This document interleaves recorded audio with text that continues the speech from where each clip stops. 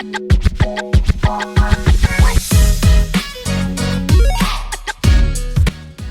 right, welcome back to the channel. Today we are going to look at Mastercard. We're going to evaluate its net income, earnings per share, shares outstanding. Mastercard's been a beast over the last 10 years, and we want to figure out how we can find the next Mastercard for our investment portfolio. So as you can see, I got the chart up here for Mastercard. This is going back since January 2010 all the way up to the current price level. And it's done a whopping 1,642% return, which is absolutely nuts. Outperformed the S&P 500 by a wide margin, outperformed the triple Qs by a wide margin. And it's Mastercard. We're not talking about Nvidia, we're not talking about Tesla.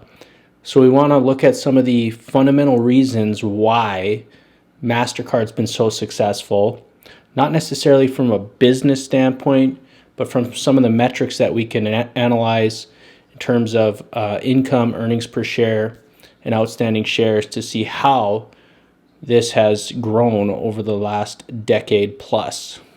The thing with Mastercard is it's not that people are out there thinking about it. Most people are thinking about the Teslas, the Nvidias, Apples, Googles, etc. But Mastercard's done really well, and we want to look into why, and we're going to analyze their net income, their earnings per share, and their shares outstanding to see how that's helped them grow as a company and have better stock returns that have outperformed the market. So the first thing we want to look at here with Mastercard is their net income. Net income is a huge driver of stock performance, and we're going to look at three different periods. We're going to look at 2010, 2015, and 2022. So looking over the last 12 years up until their net income reported for the year of 2022.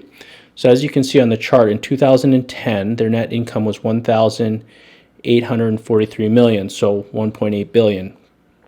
In 2015, that grew to $3.8 billion, and by 2022, it's $9.9 billion. So obviously, they've had fantastic growth.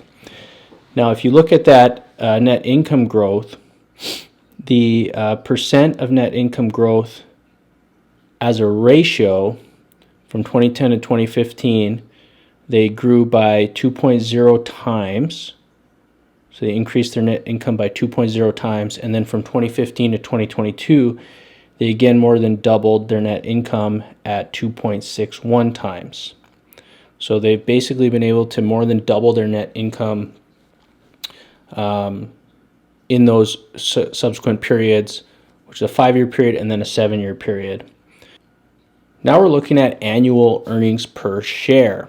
So you can see in 2010, earnings per share was $1.41.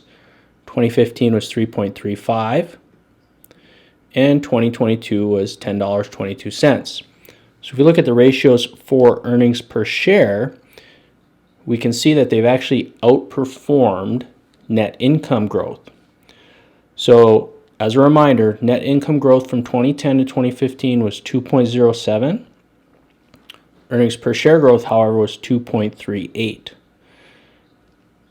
When we're looking at 2015 to 2022, net income growth was 2.6. And the earnings per share growth was actually 3.05. So the earnings per share have outperformed net income. So we're going to look at why. We're going to dive into this a little bit more. One other thing we can look at is the price to earnings ratio. So going back to 2010, it's on the third pan here on the bottom. You can see that the price to earnings ratio was around 15. We started to see some growth. And once we got into 2015, it was trading around 25 times earnings. Fast forward, more recently it's settled in around the low to mid 30 range. So not only have you had net income growth, earnings per share growth, you've also seen PE expansion.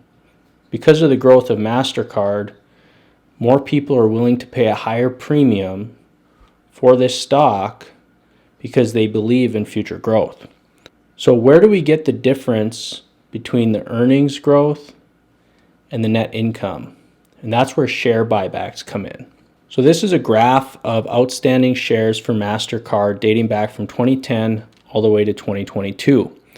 You can see this nice continuous downtrend in outstanding shares over that time period.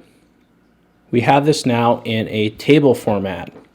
So as we did with the net income and the earnings per share, we're going to look at the outstanding shares from 2010, 2015, 2022.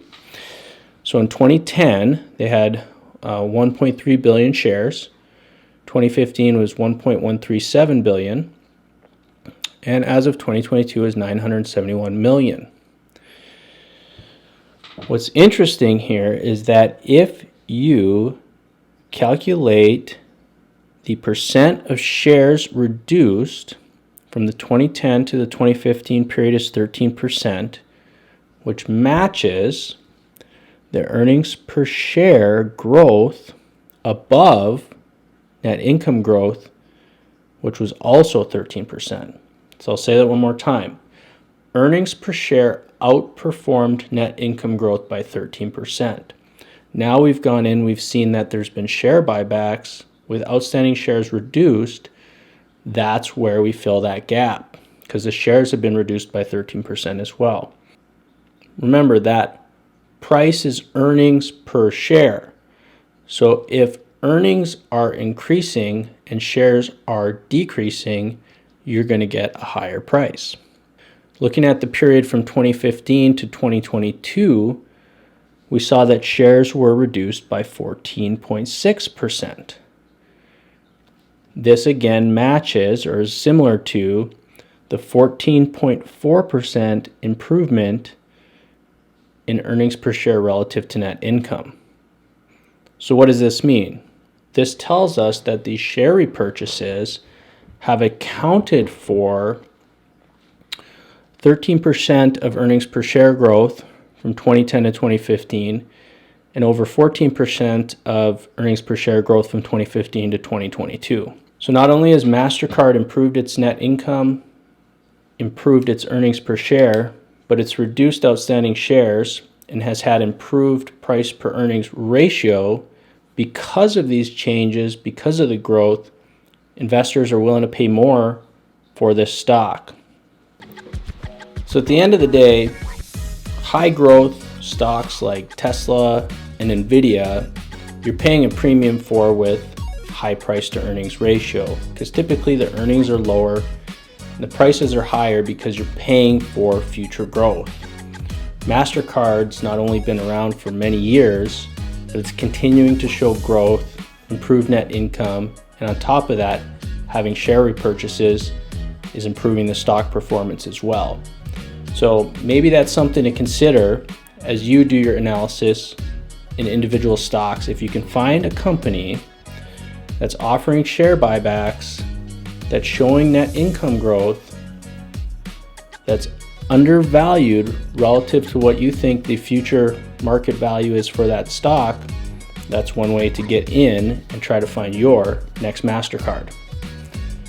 All right, thanks for watching, and we'll catch you in the next video.